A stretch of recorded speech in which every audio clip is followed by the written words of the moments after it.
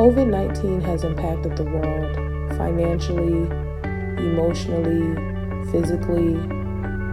Hundreds of thousands of people have been infected by a disease we cannot control, by a virus we cannot see, and are forced to change their lives and change the world as we've known it. I teach middle schoolers, so I have 6th and 7th graders this year. I do have some 8th graders who are on my caseload because I am a case manager. Teaching online has its challenges.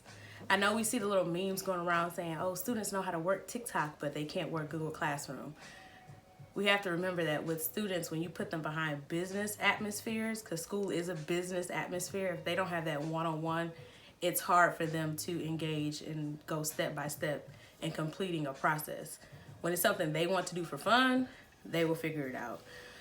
So it's been a challenge teaching, keeping up with the students.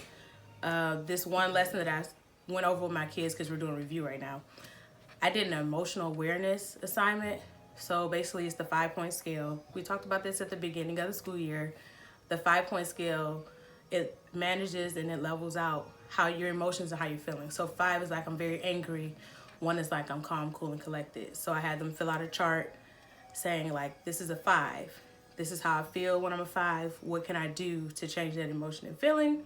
And then I had them do a PowerPoint slide to just pick 3 emotions and do a picture collage, a video, or a song of one of the 3 emotions that they felt during this time, so that they understand that we're all going through the same thing.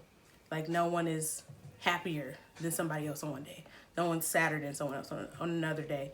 So I think that just lets them know that as a teacher, I care. Like I know we're supposed to be reviewing for school and what we've taught already, but some of the review, I want them to know that there are people who can connect with you emotionally. So as a teacher, I've used what I've learned from the business world as far as emotional intelligence to connect with my students, to see like where they at, what their concerns are, and basically how can we make this better if this is the norm moving forward. But how has COVID-19 impacted and affected the contemporary graduate student?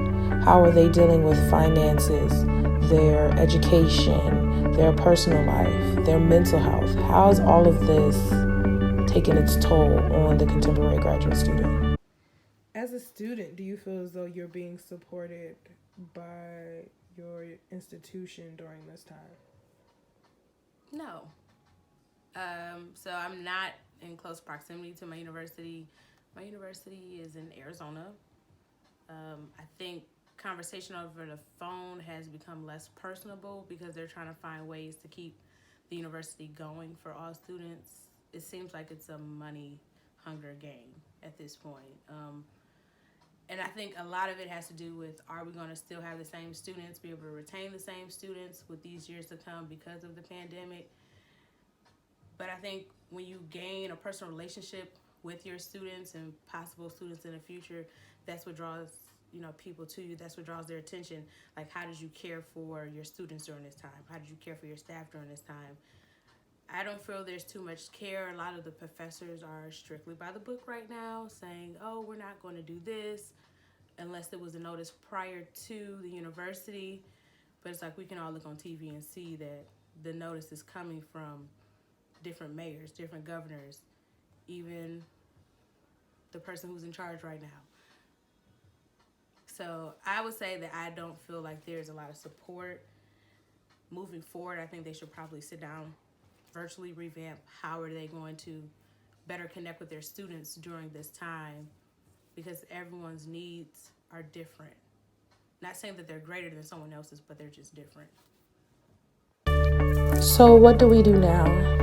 We have a virus where the vaccine could be a year or 2 from now.